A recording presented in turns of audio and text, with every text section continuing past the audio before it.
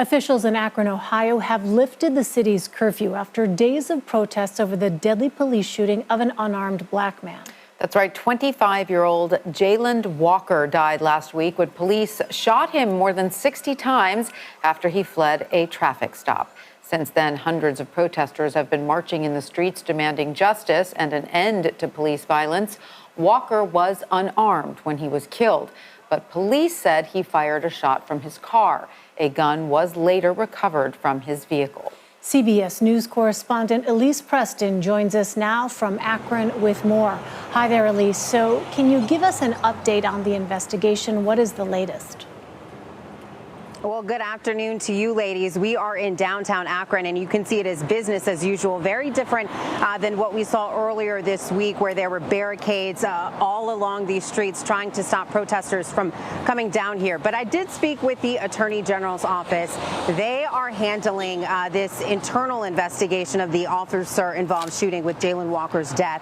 And they said that it could take weeks, possibly even months, for their conclusion to come back. It is interesting to note that this is the first time ever that the city of Akron has requested an internal investigation, or excuse me, an independent investigation from the state to handle an officer-involved shooting in the state of Ohio. It is not a requirement. So in the past, if there was an officer-involved death, Akron City Police, they would just handle that themselves. So the city leadership here said that in full transparency, as people are outraged from Jayland Walker's death, in full transparency and accountability, the city requested from the Attorney General's office that that investigation would be handled.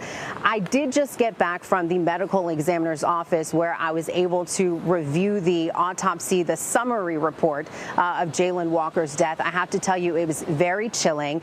We were not allowed to make copies of the report. We were not allowed to take notes. That's also a rule here in Ohio. I sat in the room with an investigator, and I went through the very quick summary report, also able to view about 400 very graphic photos that were taken at the scene. They were taken at the coroner's office, all connected to his death. And according to the medical examiner's office, Jayland Walker did have his body was riddled with bullets. I saw that in the report. I also saw that in the photos.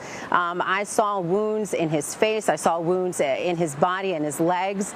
Very chilling, very heartbreaking to see. Also interesting to note that when the coroner's office, when they did take Jayland Walker's body, when he arrived there at the medical examiner's office last week, he was handcuffed behind his back. So that was the very beginning of their processing. But again, just a lot of questions here, a lot going on, that they're hoping that they'll be able to wrap up that investigation, their autopsy investigation, in the next 1 to 2 weeks. The chief investigator did tell me, though, that because of so many wounds that they're dealing with, it is taking longer, but they're hoping that that will be wrapped in about 2 weeks as well. Ladies? And Elise, you also spoke with a pastor in the community, correct, who is Walker's cousin. What is he saying, and what are others in the community saying about this tragedy? I did speak with that pastor, who is also Walker's cousin, and he is really the generation before. So he kind of viewed Jayland Walker as a nephew. He's known him since birth, and he is absolutely heartbroken. And as a pastor, as you can imagine, his job, he deals with a lot of tragedy. So when we were talking, he was trying to keep his composure. I would hear him break a little bit when he was kind of talking about this 25-year-old man that he had known since he was born. Also interesting to note that Jayland Walker died just weeks. His birthday is July 20th, so just weeks before his 26th birthday. But the cousin, you could see, was visibly hurt, and he wants accountability with the police department. He also talked about what it was like to get that phone call and rush over to Jayland Walker's mother's house, and how she just shrieked out in grief when she found out that her that her son was shot and killed by police. This cousin, you know, Akron is a very small community. The cousin had heard that there had been an officer-involved shooting earlier in the day, and so he thought that it was extremely sad, right? And then he got the news that it was actually his cousin. And then days later, he viewed that body camera video. This is what he had to say. First thing that came out of my mouth after I saw the shots, and even when he was on the ground being shot, was Jesus. And I just lost it. I just wept, because nobody deserves that.